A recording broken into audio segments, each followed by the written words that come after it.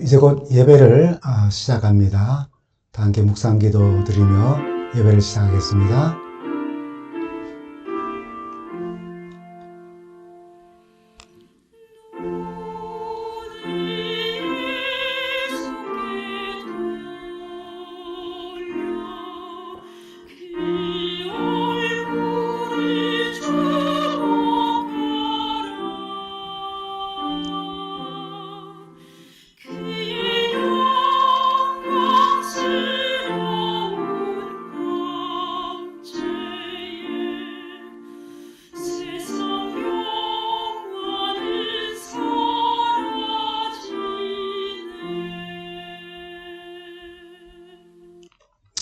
성도 여러분 안녕하십니까? 연말연시 어떻게 잘 보내고 계십니까?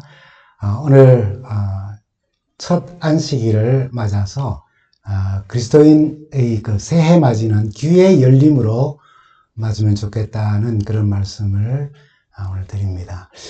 지난 2024년 여러분들은 어떤 일들이 많이 기억이 나십니까? 한국으로 보면은 의대 입학 증원을 이렇게 좀 넓혀서 발표를 함으로 왔던 많은 갈등들, 그리고 윤석열 대통령의 비상계엄과 그 이후에 이어지는 계속되는 탄핵 사태, 그리고 최근에는 제주항공의 무한공항 참사입니다. 미국으로 보면은 트럼프 대통령의 당선이라고 또 할 수도 있겠죠. 그리고 또 끝나지 않는 정치의 양극화가 지난 한 해 동안 더 깊어졌던 것 같은 그러한 2024년이었습니다. 새해를 맞을 때마다 지난 해를 네 글자로 요약하라고 하면은 아마 거의 매년 다사다난, 여러 가지 일도 많고 또 어려움도 많았다라고 하는 그 말의 표현이 될 것 같습니다. 그러나 우리 그리스도인들은 세상 속의 그리스도인으로서 이 세상을 살지만은 세상의 구조에 얽매이지 않고 세상의 가치관에 의존하지 않고 하나님을 주인으로 삼아서 투쟁하면서 살아갑니다. 물론 혈과 육에 대한 싸움이 아니라 영적인 싸움을 싸우면서 세상의 빛과 소금으로 살아가는 삶을 우리가 한번 또 되돌아보고 또 그것을 새롭게 맞게 됩니다. 오늘 새해 첫 예배의 말씀으로 그리스도인의 새해 맞이는 귀의 열림으로 시작되면 좋겠다는 말씀을 전합니다. 한국인으로서 새해가 되면 해맞이라고 하는 특별한 시간을 가지는 분들이 참 많이 계십니다. 저도 한국에 있을 때에 1월 1일은 아니었지만은 이 동해 바다에서 낚시를 하면서 새벽을 맞은 적이 있습니다. 떠오르는 태양을 보면서 이 자연의 웅장함 앞에 겸허해지는 마음을 드는 그런 경험을 한번 생각해 봤습니다. 한국에서는 많은 사람들이 1월 1일 떠오르는 해를 맞기 위해서 동해안을 찾거나 아니면은 31일, 12월 31일 야간 또는 새벽 등산을 하면서 일출봉에서 해맞이를 합니다. 저마다 소원을 가지고 새해에는 내가 바라는 소망을 첫날 웅장하게 떠오르는 해를 맞이함으로써 이루어질 것이라고 믿고 또 그렇게 결심을 하면서 해맞이를 갑니다. 아마 지구상에 우리 민족만큼 해맞이를 아주 극성스럽게 하는 민족도 아마 없을 것입니다. 그리스도인들은 세상 사람들이 해맞이처럼 동해 바다나 산 꼭대기에서 일출봉에 올라서 떠오르는 해를 바라보며 새로운 결심을 하고 자신을 변화시키겠다고 하는 그런 의식 같은 거는 갖지 않을 것 같습니다. 1년에 한 번 새해의 의식으로 해맞이가 아닌 하나님께서 또 창조하신 피조물인 해를 바라보면서 결심하는 대신에 참빛이 되시는 하나님을 만나고 그분을 영접하며 결심하며 행동하며 변화하는 그러한 삶을 살아갑니다. 요한일서 1장 5절에는 이런 말씀이죠. 하나님은 빛이시라. 그에게는 어두움이 조금도 없으시다고요. 그래서 하나님을 맞이함으로 마음의 모심으로 마음속에 어두움이 없는 매일의 삶을 우리는 결심하고 이 하나님과 우리는 동행하는 삶을 삽니다. 또한 요한복음 8장 12절에 있는 말씀처럼 나는 세상의 빛이니 나를 따르는 자는 어두움에 다니지 아니하고 생명의 빛을 얻으리라 하신 예수님, 그 예수님을 따름으로 그리스도인들은 매일을 새해로 살아가는, 어두운 가운데 있지 아니하고 밝은 빛 가운데 사는 사람들입니다. 성경에 구약 이스라엘 백성들에게 하나님께서는 해맞이, 그러니까 새해를 맞이하는 그런 어떤 이 약속을 주셨습니다. 이게 과연 뭘까요? 그거는 하나님이 정하신 이스라엘 백성들의 새해 맞이는 유월절이라고 하는 절기를 통하여서 이스라엘의 새해를 맞도록 하셨어요. 종교력에 의한 새해이지요. 구약성서 출애굽기를 보면은 하나님께서 이스라엘 백성들이 애굽에서 400년 혹은 430년 노예 생활을 청산하고 탈출하던 전날 밤에 곧 아비벌 14일 저녁 유월절을 지키기 위해 그날 첫날부터, 그 달의 첫날부터 유월절까지 희생될 그 양을 돌보는 일부터 새해를 시작하게 하셨습니다. 그래서 출애굽기 12장 2절부터 3절에는 이런 말씀이 있죠. 이 달로 너희에게 달의 시작 곧 첫 달이 되게 하고 너희는 이스라엘 회중에게 고하여 이르라. 이 달 열흘에 너희 메인 어린 양을 취할지니라고 그렇게 이야기를 합니다. 이렇게 새해의 시작에 대한 기록이 있습니다. 이스라엘의 종교력이 이렇게 새롭게 시작하는 것입니다. 지금의 우리가 가지고 있는 태양력, 유대인들도 가지고 있는 그 태양력으로는 이스라엘의 종교력이 3월에서 4월에 해당되는 그 시점입니다. 이스라엘 백성들에게 있어서 새해는 이렇게 종교력을 통한 새해는 매우 중요한 구원 사건을 통하여 새로운 해를 시작하도록 하나님께서 정하신 것입니다. 이스라엘에게 새해에 대한 하나님의 뜻은 유월절을 지키게 하심으로 노예 생활을 잊지 않게 하시고 나아가서 하나님께서 행하신 그 구원 사역을 잊어버리지 않도록 일깨워 주시기 위하여 종교력을 통하여서 또 새해의 시작을 알려주셨습니다. 그들은 양의 희생이 피로 문지방에 바르고 누룩 없는 떡과 쓴 나물을 먹게 함으로써 고난의 역사를 되돌아보게 하시면서 그런 가운데 하나님의 구원의 역사가 어떻게 이루어졌는지를 생각하면서 그 구원의 역사를 전환점으로 삼아 새해를 시작으로 삼고 자신들이 하나님의 백성이었다라고 하는 또 하나님의 백성이라고 하는 사실을 잊지 않도록 유월절로 시작하는 새해를 종교력을 통해서 주신 것입니다. 그리스도인들은 구약 이스라엘 백성들처럼 양을 잡는 유월절 의식을 통하여서 구원을 상기하며 새해를 맞지는 않습니다. 양의 실체 대신 주님의 십자가 사랑으로 또 한 해를 선물로 받으며 감사함으로 한 해를 새롭게 시작합니다. 그리스도인의 새해는 시간의 흐름 속에 365일이 지나서 맞는 것이 아니라 구원을 얻은 새 사람으로 매일 매 순간이 새해와 같은 날이 되는 것입니다. 고린도서 5장 17절에 있는 말씀, 우리가 잘 아는 말씀이죠. 그런즉 누구든지 그리스도 안에 있으면 새로운 피조물이라. 이전 것은 지나갔으니 보라 새 것이 되었도다 합니다. 그리스도인의 새해는 시간의 흐름 속에 365일이 지나야 새로운 해를 맞는 것이 아니라 구원 얻은 사람으로 매일 매 순간을 새해와 같은 날로 맞는 것이지요. 우리가 새로워질 수 있는 것은 우리 주님의 조건 없는 사랑으로 가능한 일입니다. 우리가 변화되어서가 아니라 새로워져서가 아니라 새해를 맞아서가 아니라 사람이 새 것이 됨으로써 이 새해를 매 순간 우리는 맞을 수 있다는 것입니다. 사람이 새 것이 된다 또는 거듭난다. 그 말은 그냥 시간이 지나서 365일이 지나면 또 다른 한 해가 옴으로 새해를 맞는 것이 아니라 우리의 무기력함이 그리스도 안에서 열심을 가지게 되고 우리의 무서움과 두려움이 그리스도 안에서 용기로 변화해지며 의심을 가졌던 삶이 그리스도 안에서 믿음을 가지게 되고 미워할 수밖에 없는 그런 우리의 인성을 가졌지만은 그리스도 안에서 사랑을 갖게 되는 그런 경험이 바로 새해의 경험이고 그것은 매일 매 순간 우리에게 경험되어질 수 있는 일이라는 것입니다. 이 모든 새로움은 예수 그리스도의 십자가 사랑으로 가능한 것입니다. 우리가 거듭나지 않았다면 예수 그리스도를 당신의 삶 속에서 영접하고 나를 새 사람으로 만들어 달라고 우리는 간절하게 구해야 할 것입니다. 또 하늘을 허락하신 하나님 은혜와 주님의 사랑, 성령 하나님의 감동하심, 얼마나 감사합니까?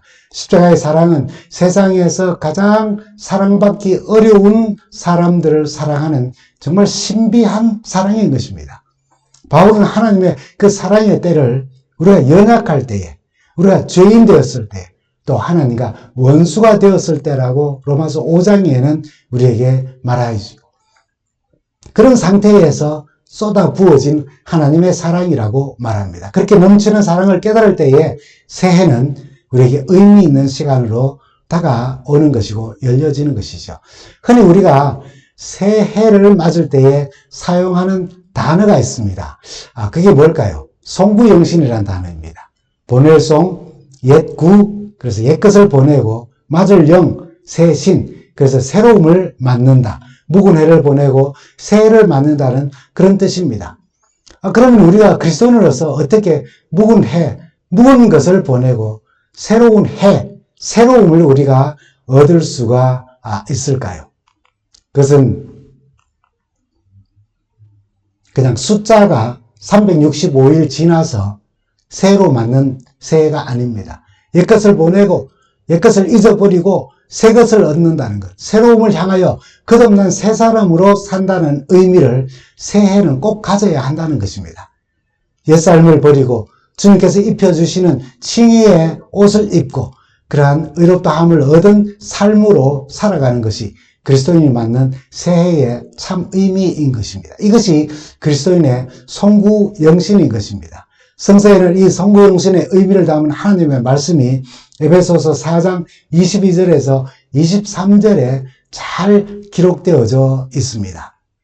너희는 유혹의 욕심을 따라 썩어져가는 구습을 따르는 옛사람을 벗어버리고 송구입니다. 오직 너희의 심령이 새롭게 되어 하나님을 따라 의와 진리와 거룩함으로 지으심을 받은 새 사람을 입으라 라고요. 그러므로 새해를 맞는다는 것은 결국 새로운 탄력으로 맞는 것이 아니라 새 사람이 되는 경험으로 우리는 새해를 맞아야 한다는 사실을 성서는 우리에게 가르쳐주고 있습니다. 그런데 골로새서 3장 9절에서 10절에 있는 말씀을 보면 너희가 옛사람과 그 행위를 벗어버리고 새 사람을 입었나니 이미 입었다고 말하는 것입니다. 이는 자기를 창조하신 이의 형상을 따라 지식에까지 새롭게 하심을 입은 자니라 라고요.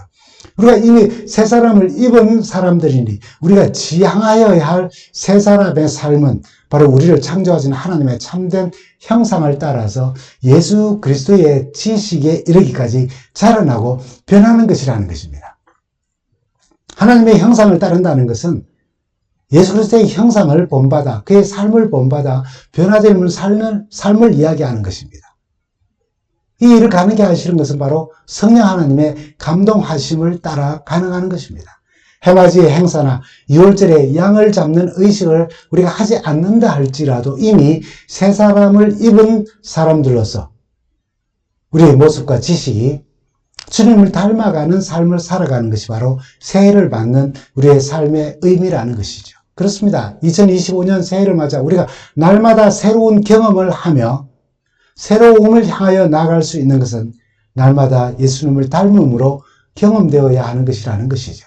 그분의 형상과 그분의 지식, 그분의 인격과 그분의 삶이 우리가 닮아야 할 올해의 또 최종적인 삶의 목표인 것입니다. 십자가에 죽기까지 온전히 하나님의 사랑을 우리에게 쏟아 부어주시고 또 깨닫게 하시고 하나님의 뜻에 순종하심으로 동시에 우리를 향하여 우리를 위하여 생명을 버리신 그리고 끝까지 우리를 사랑하신 그분의 사랑으로 우리는 그분을 닮아가는 것입니다. 여러분, 이렇게 우리가 예수님을 닮아서 변화되는 것, 그분의 품성과 인격을 닮아가는 것, 그것이 우리의 가정을 새롭게 하며 우리 교회를 새롭게 하며 우리 사회를 변화시키고 세상을 변화시키는 것입니다. 어떻게 하면 이분을 우리가 닮아갈 수 있을까? 우리가 잘 아는 빌립보서 2장 5절에는 내 이 마음을 품으라. 곧 그리스도 예수의 마음이라고 답을 주십니다. 그러나 이어서 구체적으로 어떤 과정 속에서 예수님의 마음을 품음으로 주님을 닮아갈 수 있는지 빌립보서 2장 12절부터 13절은 우리에게 이렇게 말씀합니다. 그러므로 나의 사랑하는 자들아 항상 복종하여 두렵고 떨림으로 너희 구원을 이루라. 그냥 추상적으로 예수의 마음을 품으라. 그래서 착하게 그냥 살아라.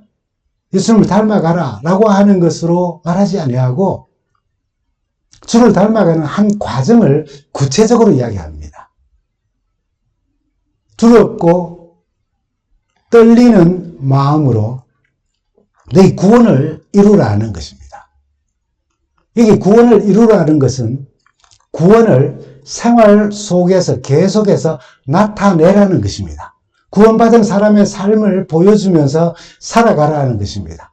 구원을 잃어버리지 말고 이루어가는 과정, 그것이 추상적인 것이 아니라 생활 속에서 계속 나타나는 그 구원을 보여주는, 내가 구원받은 사람의 삶을 보여주는 그 삶의 과정이 그리스도를 닮아가는 삶의 과정이라는 것입니다.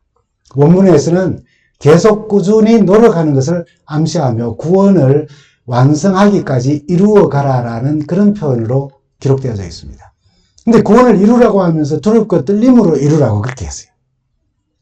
두렵고 떨림으로라고 하는 이 단어는 사람에 대한 태도를 말할 때에 성서에서 자주 기록되어졌어요.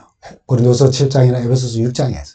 그러나 이것은 절대로 공포심을 가지고라고 하는 뜻이 절대로 아닌 것입니다.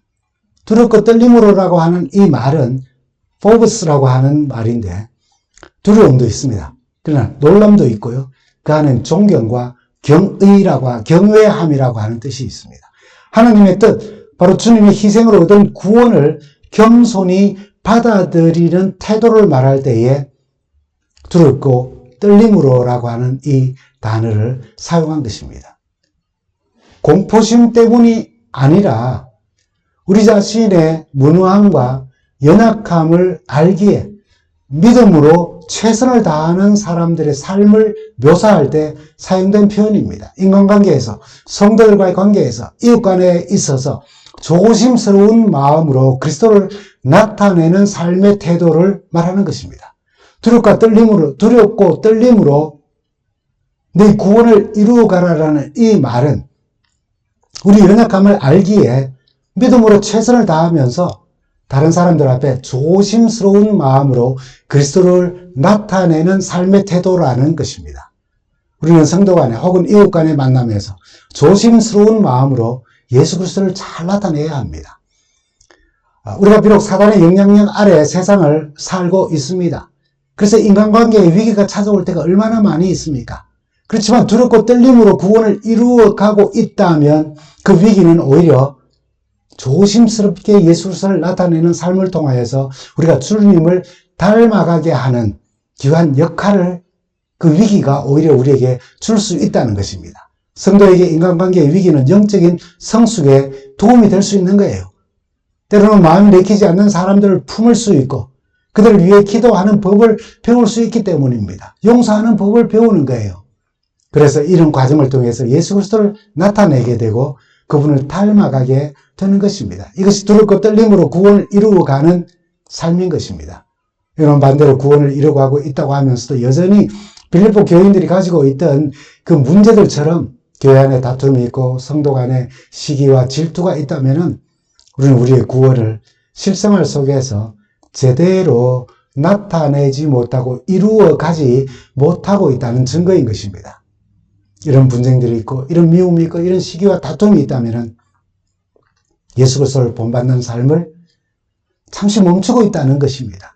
그래서 그때마다 우리는 정신을 차리고 두렵고 떨리는 마음으로 그리스도를 나타내 보이면서 우리의 구원을 이루어가는 삶을 우리가 살아가야 할 것입니다. 이렇게 연약한 우리가 어떻게 우리의 구원을 이루어갈 수가 있는가? 본문 13절은 그 뒤에 축복의 말씀으로, 복음의 말씀으로 우리에게 이렇게 기록합니다. 너희 안에서 행하시는 이는 하나님이시니 자기의 기쁘신 뜻을 위하여 너희로 소원을 두고 행하게 하신다고요. 너희 안에 행하시는 이가 계시는데 그것은 바로 하나님이시라고요. 하나님은 우리를 구원하신 후에 이 죄악 세상에서 우리가 우리 마음대로 살아가도록 또는 옛 본성을 가지고 살아가도록 하지 아니하고 송구하게 옛것은 다 벗어버리고 그리스도 안에 새 사람을 입은 사람으로서 힘있게 살아갈 수 있도록 우리 안에 당신의 소원과 뜻을 두고 행하시는 분이 계시는데 그게 바로 우리 하나님이시라는 것입니다. 여러분, 하나님 우리를 그냥 내버려 두지 않으셔요. 예수님은 우리에게 의의 옷을 입히시고 의롭다고 여기신 이후 너 성화돼 알아서 라고 하지 않으신다는 겁니다. 내버려 두지 않으셔요. 우리 안에서 행하신다고 말씀하십니다. 사실 우리 자신이 죄와 싸워보고 우리 자신의 타락한 본성에서 막 벗어나려고 조금이라도 노력해본 성도라면 내가 가지고 있는 그 인격이 그리스도의 인격으로 감추어지기를 소망하며 그렇게 투쟁하며 조금이라도 노력해본 성도라면 이제 얼마나 어려운 일인가를 잘 알고 있습니다. 하나님도 이러한 우리의 형편을 잘 알고 계셔요. 하나님은 우리를 당신의 기쁘신 뜻을 이루는 데 있어서 우리가 얼마나 힘들어하는 연약한 자들인지를 아시고 안타까워 하십니다. 그래서 우리를 동정하시고 우리 안에 거하시며 당신의 뜻을 이루시고 행하신다고 약속하시는 것입니다. 여러분, 온전한 구원을 위해 우리 안에서 소원을 두고 행하시는 우리 하나님 참 좋은 분이십니다. 전능하신 하나님, 그 하나님께서 당신의 기쁘신 뜻을 이루기 위해 우리 안에서 일하고 계시는 것을 이 한 해 동안 꼭 깨닫고 매 순간 느끼고 매 순간 하나님께 모든 것을 맡기는 삶을 우리가 살아가게 되기를 간절히 바랍니다. 그렇게 하나님의 능력을 체험하며 주님 사랑을 잃지 않고 성령님의 감동하심을 따라 하나님께 복종하며 하나님께서 앞서 행하시는 그 믿음의 선한 싸움을 싸워가며 주님을 닮아가는 2025년이 되기를 간절히 소망합니다. 물론 단번에 모든 나의 악습이 과거가 송구 막 그냥 사라지고 없어지는 그런 경험을 하는 것은 아닙니다. 내 속에 깊이 숨겨진 죄의 뿌리들이 완전히 뽑혀지는 것도 아닙니다. 그렇게 새 사람 되면 얼마나 좋겠어요. 그러나 그렇지 않습니다. 그러나 우리 마음속에 소원을 두고 행하시는 우리 하나님이 계시기에 그러한 가운데서도 성도의 구원은 계속해서 진행되어지는 것입니다.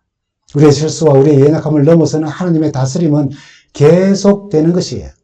그러는 동안 우리 성도들은 자기도 모르는 사이에 주님의 성품과 삶을 닮아가는 것입니다.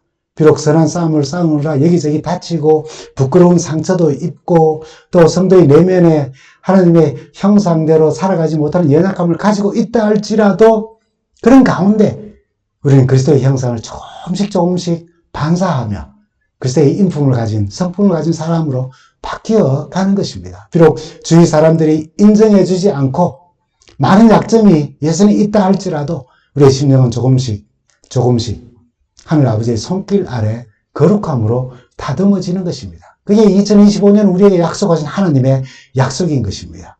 여러분, 구원의 길이 참 어떻게 보면 넓지만은 또 참 좁은 길입니다. 쉬운 것 같지만 또 참 힘든 길입니다.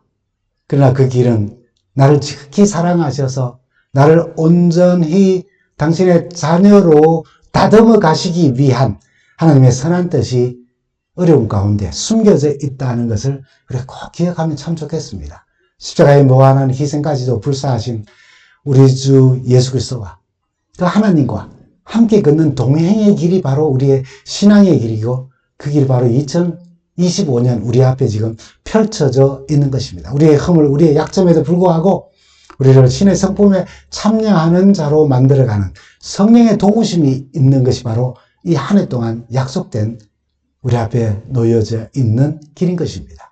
하나님의 행하시는 일이 우리 안에 이루어지기 위하여 저는 우선 우리의 귀를 여시는 일부터 좀 시작하면 좋겠다고 생각합니다. 바울은 마지막 때의 현상 가운데 하나로 우리 귀의 문제를 이렇게 언급을 합니다. 디모데후서 4장 3절에 있는 말씀입니다. 때가 이르니 사람이 바른 교훈을 받지 아니하며 귀가 가려워서 자기의 사욕을 쫓을 스승을 많이 두고라고 했어요. 여기 귀가 가렵다라고 하는 말은 큰애도라고 하는 말을 썼어요. 가려워한다. 정말 가렵다는 겁니다. 귀가 가려우면 귀를 이렇게 긁을 수밖에 없죠. 근데 그 말의 원뜻은 뭔가 하면은 흥미있는 정보들, 듣고 싶은 어떤 소식들, 그것들을 기다리는 호기심에 대하여서 사용할 때에 이 크네도라는 말을 쓰고 귀가 가렵다라고 하는 말을 사용한 것입니다. 여러분, 흥미있는 정보가 여러분 뭡니까? 그쪽으로 향하여 귀가 열려 있다는 거예요. 그럼 당연한 거죠. 그죠? 한 아메리칸 인디안이, 이 이야기 아마 한 번쯤 들어보셨을 이야기입니다. 뉴욕 시내 한가운데 살고 있는 백인 미국 친구를 방문하게 되었습니다. 자동차와 사람들이 아주 붐비는 시끄러운 그 시내를 걷고 있는데 인디안 친구가 느닷없이 발을 멈추더니 이 시내에서 귀뚜라미 소리가 들린다라고 말했습니다. 이런 이 소음 속에서 귀뚜라미 소리가 들린다고 하니까 이 미국인 친구가 말하기를 이 뉴욕 한가운데 이 시끄러운 가운데 무슨 귀뚜라미 소리가 들린다는 말인가 라고 하면서 그의 말이 부정했어요. 인디안 친구는 말없이 귀뚜라미 소리가 들리는 쪽으로 걸어갔고 길 모퉁이에 조그마한 능쿨나무에 된 그 어떤 집 벽 틈에서 귀뚜라미 소리가 들리는 것을 확인합니다. 그때 미국 이 친구가 말하기를 자네 시골에서 살기 때문에 청각이 아주 뛰어나게 좋은가 보네 라고 말했어요. 그랬더니 이 인디언 친구가 아무 말도 하지 않고 자기가 가지고 있던 50센트 동전 하나를 아스팔트 땅에 떨어뜨리며 굴렸습니다. 동전이 소리를 내며 떼굴떼굴 굴러갔죠. 그 복잡하고 소음이 많은 길을 가던 사람들이 그 동전 굴러가는 소리를 듣고 고개를 돌려서 동전이 굴러가는 것을 힐끗 바라보는 것입니다. 그 소리가 그 소음 가운데 들렸다는 것입니다. 그 중에 꼬마 하나가 재빨리 가서 그 동전을 줍고는 좋아하면서 자기 길을 가는 것입니다. 그러니까 인디안이 그 친구가 이렇게 말했습니다. 내 귀가 밝은 게 아니라 당신들의 귀가 어두워진 거야. 문제는 관심사가 문제이지. 귀가 다 가려운 사람들이라는 것입니다.